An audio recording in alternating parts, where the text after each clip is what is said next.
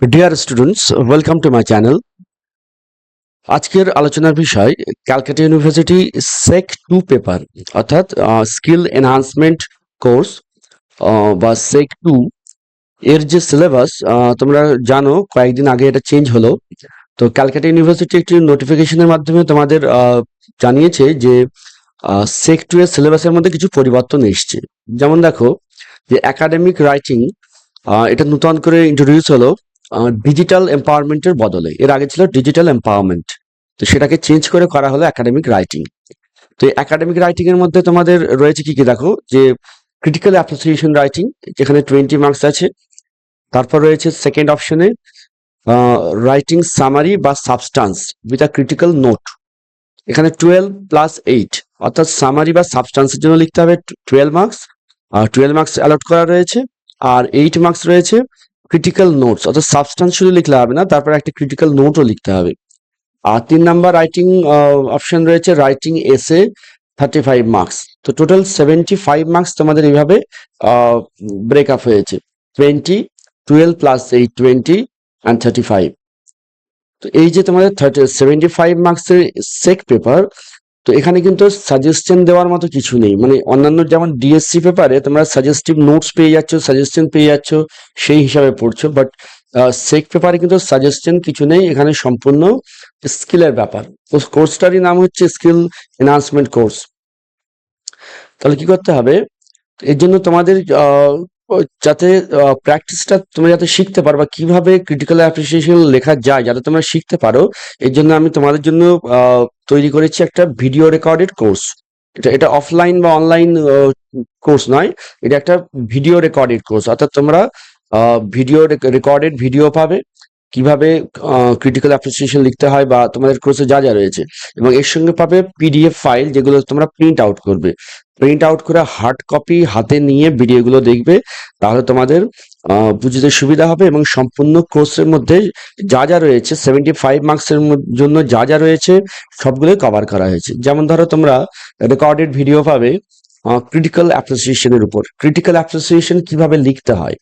এর আগে তোমরা যেসব ক্রিটিক্যাল অ্যাপ্রিসিয়েশন লিখেছো সেগুলো অলরেডি নোটসের আকারে অলরেডি তোমরা পড়ে গেছো। 5টা পোয়েমের মধ্যে হয়তো তোমরা 4টে বা 3টে পড়ে গেছো, পরীক্ষা একটা এসছে। কিন্তু এখন কি হবে, একটা গিভেন প্যাসেজ দেওয়া হবে এবং ওই অন স্পট তোমাদের লিখতে হবে।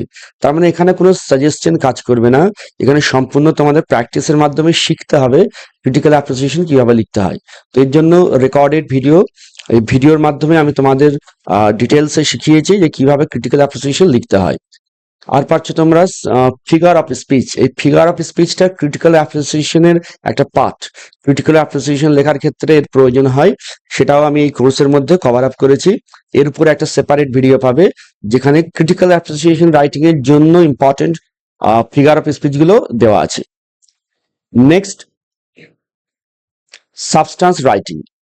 সাবস্টান্স রাইটিং কিভাবে লিখতে হয়, অর্থাৎ কিভাবে, এর আগে তোমরা করেছো সাবস্টান্স বা সামারি, কিন্তু তার সঙ্গে এই যে অনার্সের সেক পেপারের সামারির মধ্যে অনেকটা ডিফারেন্স আছে।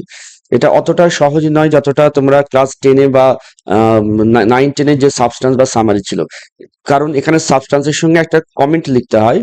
8 মার্কস অ্যালট করা আছে, তার জন্য এই কমেন্টটা শেখার বিষয় রয়েছে। আর রয়েছে এসে রাইটিং, 35 এর এসে থাকে।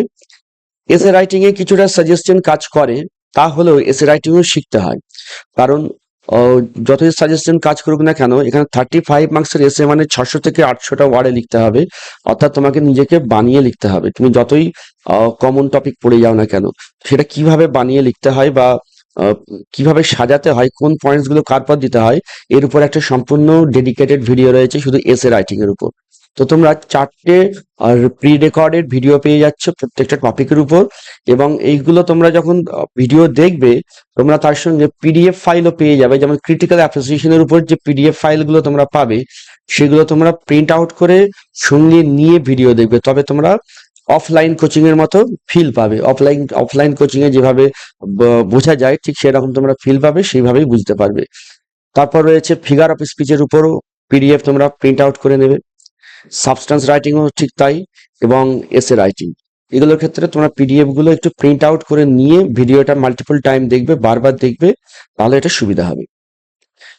যেমন how to right critical appreciation, এইভাবে আমি তোমাদের ব্যাখ্যা করেছি এবং সম্পূর্ণ ভিডিওটা দেখলে তোমরা বুঝতে পারবে। এটা জাস্ট কয়েকটা পয়েন্টস আমি একটু আলোচনা করছি এখানে, যে how to right critical appreciation. এইভাবে 1 2 3 4 করে টোটাল 7 পয়েন্ট আছে, 7টা পয়েন্টস আছে, সেগুলো তোমরা ডিটেলসে শিখতে পারবে। তারপর important figure of speech for critical appreciation writing. Critical অ্যাপ্রিসিয়েশনের জন্য যেসব ফিগার অফ স্পিচ গুলো খুবই ইম্পর্টেন্ট, তার মধ্যে বেশ কয়েকটা আমি একটা লিস্ট আপ করে দিয়েছি। তারপর সাবস্টান্স রাইটিং কিভাবে করতে হয় সেটা ধরে ধরে শেখানো হয়েছে। আর এরপর রয়েছে এসে রাইটিং, যেটা সবচাইতে কঠিন বলে মনে হতে পারে, কারণ 35 মার্কস আছে শুধুমাত্র একটা রাইটিং এর উপর।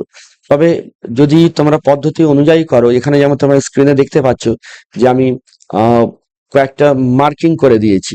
যেমন জেনারেল সেন্টেন্স, যে কোনটা জেনারেল সেন্টেন্স সেটা কিভাবে লিখতে হয়, স্পেসিফিক সেন্টেন্স ব্যাপারটা কি, থেসিস কি।